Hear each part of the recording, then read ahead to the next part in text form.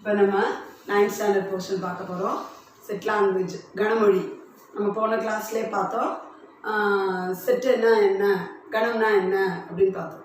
செட்னா என்ன நம்ம சொன்னதை நீங்கள் ரீகால் பண்ணியிருப்பீங்கன்னு நம்புகிறேன். ஒரு தடவை சொல்கிறேன். செட்டுனா என்ன? What's a set? Set is a collection of well defined objects. கணம் என்பது நன்கு வரையறுக்கப்பட்ட பொருட்களின் தொகுப்பு. சரிங்களா? அதை எப்படின்னு நம்ம பார்த்தோம். அதாவது வரையறுக்கப்படாத பொருட்களுடைய தொகுப்பு கணம் அல்ல.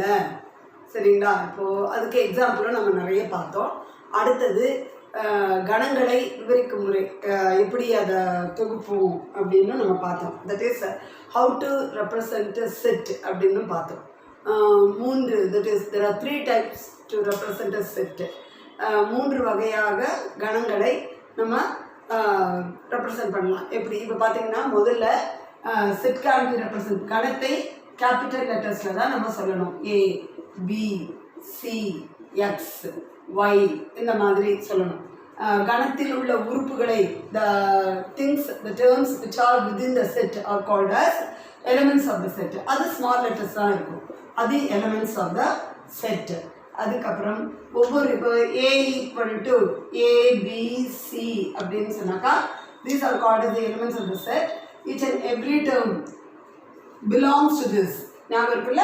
அது வந்து A என்பது செட் ஏவை ஏனுள் இருக்கிறது அப்படின்னா A belongs to Aன்னு சொல்லுவோம். இப்போ D does not belongs to A. இது மாதிரி நம்ம எக்ஸாம்பிள்ஸ்லாம் பார்த்தோம். அதனுடைய examples first Roman letter, second Roman letter இதெல்லாம் பார்த்தோம் நம்ம, இல்லைங்களா? அதே மாதிரி என்னென்ன ஃபார்ம்னு பார்த்தோம். First descriptive form. Descriptive form தமிழில் விவரித்தல் முறை. That is, the elements of the given set is described. The elements of the given set is described in words. அதாவது ஒவ்வொரு உறுப்புகளும் கணத்தில் உள்ள ஒவ்வொரு உறுப்புகளும் விவரிக்கப்பட்டு சொல்கிறது. அவ்வளோதான். That is the set of vowels in English alphabets.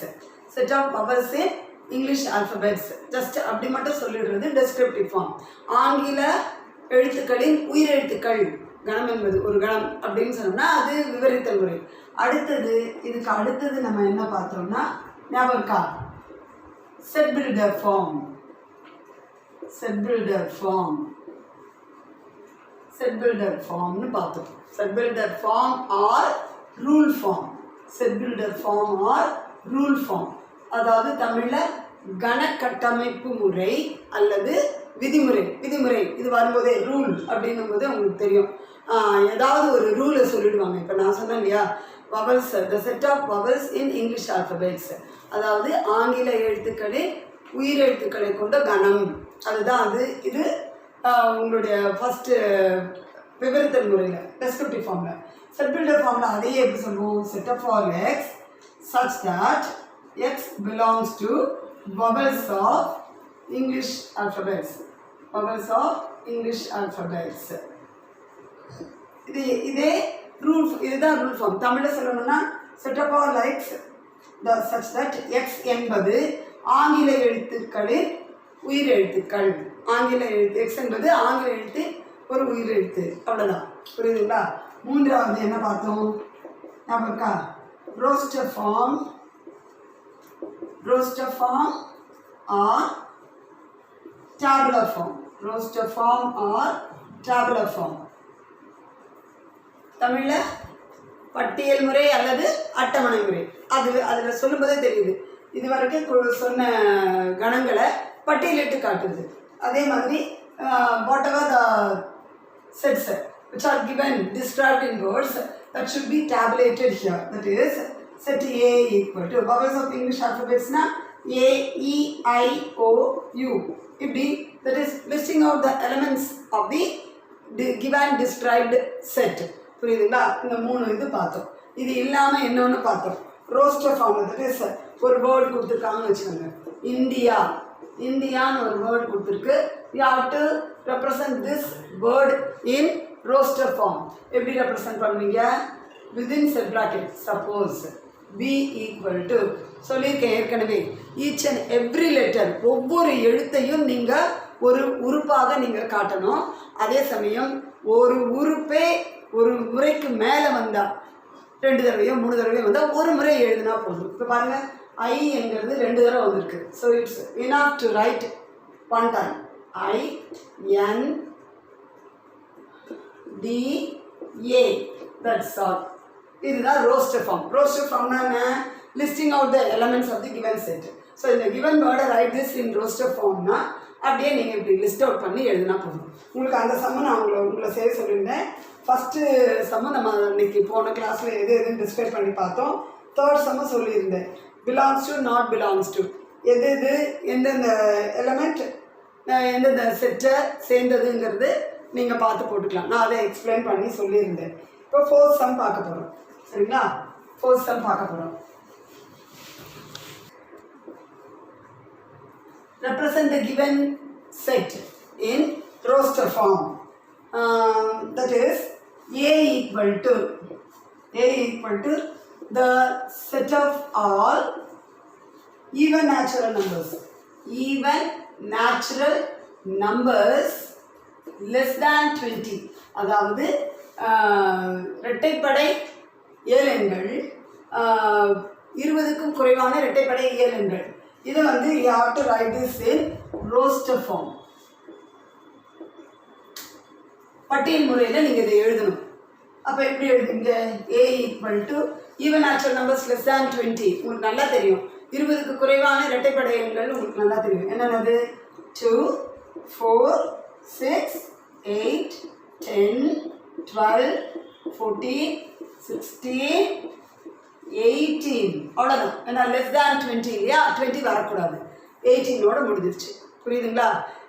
இது மேக்ஸ்னால் கொஞ்சம் பயப்படுற பிள்ளைங்களுக்காக நான் ஸ்லோவாக திரும்ப சொல்கிறேன். அதனால் ஒன்றும் இதெல்லாம் எங்களுக்கு தெரியாதான்னு நினைக்காதீங்க. கொஞ்சம் ஸ்லோவாக படிக்கிற பிள்ளைங்களும் இதை பிக்கப் பண்ணிக்குவாங்க. அதுக்காக தான். ஃபாஸ்ட்டாக படிக்கிற பிள்ளைங்க எல்லாம் நான் எழுதும்போது போட்டுட்ருப்பீங்க இல்லையா? Very good.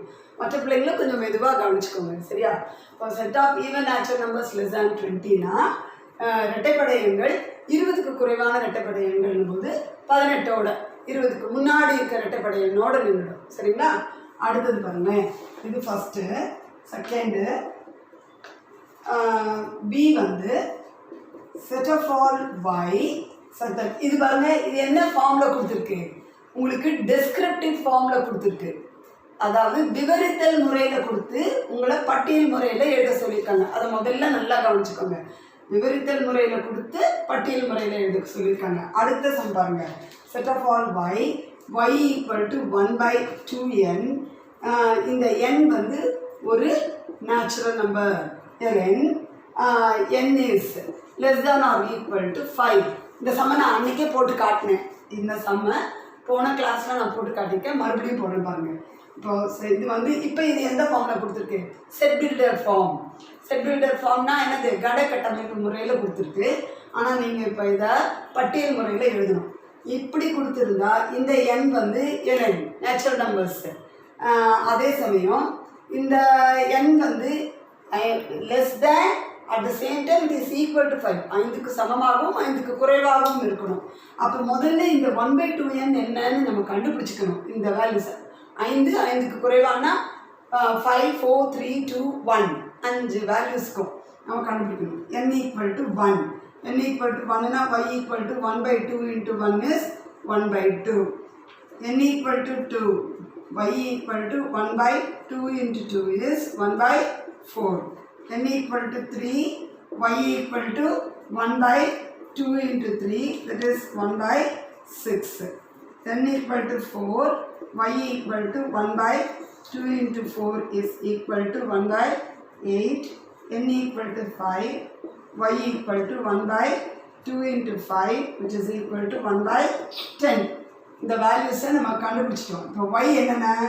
இந்த என்னோட வேல்யூஸ்க்கெல்லாம் y-ஓட வேல்யூஸ் வந்து 1/2, 1/4, 1/6, 1/8, 1/10. அப்போ இந்த வேல்யூஸ் ஆஃப் y-ஐ கொண்டு இருக்கிறது தான் இந்த செட் பி. அப்போ therefore set b equal to நீங்கள் லிஸ்ட் அவுட் த எலமெண்ட்ஸ். இந்த எலமெண்ட்ஸ் எல்லாம் இப்போ லிஸ்ட் அவுட் பண்ணணும். என்னென்ன? 1/2, 1/4, 1/6, 1/8 and 1/10. புரியுதுங்களா? இப்படி லிஸ்டிங் அவுட் த எலமெண்ட்ஸ் தான் நம்ம ரோஸ்டர் ஃபார்ம்னு பேர். கொடுத்துருக்கிறது செட் பில்டர் ஃபார்ம், நம்ம ஃபார்ம் பண்ணியிருக்கிறது ரோஸ்டர் ஃபார்ம். சரியா? அடுத்த சம் போடலாம். Next sum. Such that x is a perfect cube. Perfect cube. Ana that cube is greater than 27 but less than 216. X is greater than 27 but less than 216 na இங்க பாருங்க கொடுத்திருக்க clue x is greater than 27 but less than 216. Again மறுபடியும் remind that the given representation இது என்ன representation? Set builder form. கணக்கட்டமைப்பு முறை. நம்ம எழுத வேண்டியது roster form. X is greater than 27. 27 is a perfect cube. 27 is the cube of 3. That is x. அதாவது 27 என்பது 3இன் கணம். இல்லைங்களா? அடுத்து 216ங்கிறது 6இன் கணம். 6 cube. பர்ஃபெக்ட் கியூப்னா நீ கண்டுபிடிக்க போகிற எக்ஸ் வந்து ஒரு முழுமையான கணமாக இருக்கணும். ஆனால் அது மூன்றின் கணத்தை விடவும் 6இன் கணத்தை விடவும் குறைவாக, 3இன் கணத்தை விட அதிகமாகவும் 6இன் கணத்தை விட குறைவாகவும் இருக்கணும். இதை முதல்ல இந்த டிஃப்ரென்ஸ் தெரிஞ்சுக்கோங்க. X is greater than 3 cube but less than 6 cube. இப்போ கிரேட்டர் தேன் 3 கியூப்னா உங்களுக்கே தெரியும். அப்போ என்னது அது? 4 கியூப் 5 கியூப் அவ்வளோதானே. இதுக்கு இதை விட அதிகமான 4 கியூப் 5 கியூப், இதை விட குறைவான 5 கியூப் அவ்வளோதான். அப்போ C is equal to 4 cube and 5 cube. ஆனால் 4 கியூப் எவ்வளவு? 4 4s are 4 கியூப் எப்படி கண்டுபிடிப்பீங்க? 4 இன்ட்டு இதில் எழுதுறேன்னு தப்பாக நினைக்காதீங்க. இதில் இன்னும் நிறைய பேருக்கு டவுட் இருக்குது. 4 4s are 16, 16 4s are 64. நிறைய பேர் 4 3s are 12 எழுதுறவங்களும் இருக்காங்க. யாரையும் நான் குறை சொல்லலை. இதை தெரியாதவங்க தெரிஞ்சுக்கோங்க. 5 cube 5 into 5 into 5. 5 5s are 25 into 5 is 125. அப்போ 64 125 லிஸ்ட் அவுட் பண்ணிட்டோம். எலிமெண்ட்ஸை லிஸ்ட் அவுட் பண்ணிட்டோம். அடுத்து லாஸ்ட் நீங்கள் ட்ரை பண்ணலாம். Set of all x. X is x belongs to z. z என்னென்ன? Integers. X is greater than -5 but less than or equal to 2. greater than -5. உங்களுக்கு number line நல்லா தெரியும். Number line நல்லா தெரியும் போது 0 -1 -2 1 2. that is the number which goes on the right side. வலது பக்கம் போகும் எண்கள் எல்லாம் எப்படி இருக்கும்? greater than இருக்கும், அதிகமான நம்பர்களாக இருக்கும். இடது பக்கம் வர வர எண்கள் குறைவான மதிப்புள்ளதாக இருக்கும் இல்லைங்களா? அப்போ -5 விட கிரேட்டர்னா எந்த நம்பர்லேருந்து ஸ்டார்ட் பண்ணுவீங்க? இது -4, இங்கே -5 வச்சுக்கோங்க. -5 விட கிரேட்டர்னா எந்த பக்கம் பார்க்கணும்? நம்ம வலது பக்கம் பார்க்கணும். அப்போ இட் ஸ்டார்ட்ஸ் ஃப்ரம் -4ல ஸ்டார்ட் பண்ணி -4 -3 -2 -1 0 1 less than or equal to 2ன்னு சொன்னதால it starts till 2. it starts till 2. அப்போ நீங்கள் லிஸ்ட் அவுட் பண்ணும்போது என்னென்னு எழுதுவீங்க? -4 -3 -2 -1 0 1 2. That's all. புரியுதுங்களா? இதை வந்து நான் சொல்லியும் கொடுத்துட்டேன். நீங்கள் ட்ரை பண்ணி பாருங்கள். அடுத்த கிளாஸில் இந்த எக்ஸசைஸை நம்ம முடிச்சிடுவோம். சரிங்களா? கோத்ரூ பண்ணி ரீகால் பண்ணி நீங்களாக ஒர்க் அவுட் பண்ணுங்கள். அடுத்த கிளாஸில் நம்ம ரீகால் பண்ணி மீதி இருக்க 2 ரோமனையும் முடிச்சிடுவோம். சரிங்களா? தேங்க்யூ.